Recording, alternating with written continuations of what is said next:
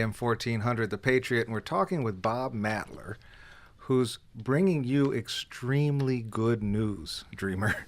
The investor class has kind of had a lid on real estate investment opportunities for a very long time.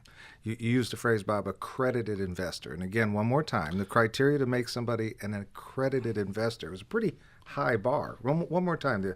It is a high bar, and the whole reason why I would say high bar is because the SEC was trying to protect the little guy from being taken advantage of by unsavory types of developers, unsavory type of people raising capital. So an accredited investor who's always been able to invest in real estate deals or syndications is somebody who has $200,000 of annual income, $300,000 if they're married and both working, or $1 million of net assets outside the marital home. So, and you'll get different percentages from people, but that's anywhere between 3 to 5% of our entire population. So those people have always been able to invest after the SEC came into formation. The other 95% has basically been on the sidelines. And Tina, I don't mind the SEC looking out for the SEC looking out for the little guy. Mm-hmm. I think of myself as a little guy. I like being looked out for.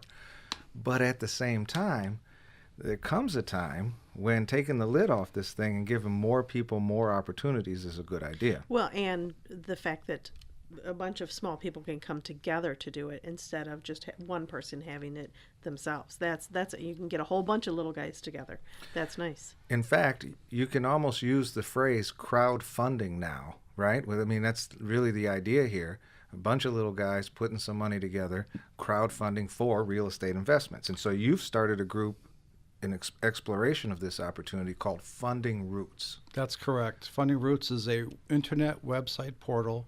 We want to be a high-tech, high-touch marketing vehicle where we bring developers online who have the deals, but they're looking for some capital, and we want to make those deals and that capital more available to investors that might want to invest in their own neighborhoods. If you think about the power of economic development, that's why Governor Snyder passed this with almost unanimous consent from the legislature. Wait. Almost unanimous consent. There's nothing that's almost unanimous consent anymore.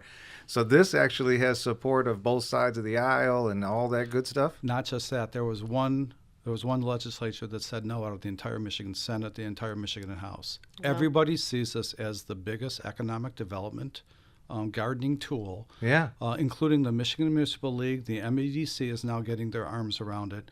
That's why I'm excited, because the banking industry vetted it. Real quick, MEDC is... I'm sorry, Michigan Economic Development Corporation. A real important entity in our state. And the other one was Michigan Municipal League, which is basically the eyes and the ears and the voice of every city, village, township, and county in Michigan. They all endorse it. Mm-hmm.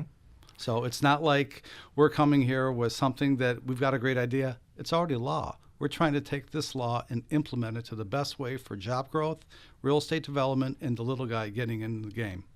Well, and we know how much housing helps, especially with the, expansion of jobs, not just the people building, but the, Yeah, I mean, what does economic development better than housing, right? Yeah. I mean, there's going to be presumably carpenters and roofers and electricians and plumbers and, doing rehab and new development and so on and so forth. And there's going to be title companies, and there's going to be real estate agents, and there's going to be lenders, and there's going to be all kinds of people put to work economic development-wise. And then when people move in the house, they need a new swing set for the backyard. They need new curtains, and maybe they need some new furniture. I mean, there's nothing like real estate that really drives a local economy.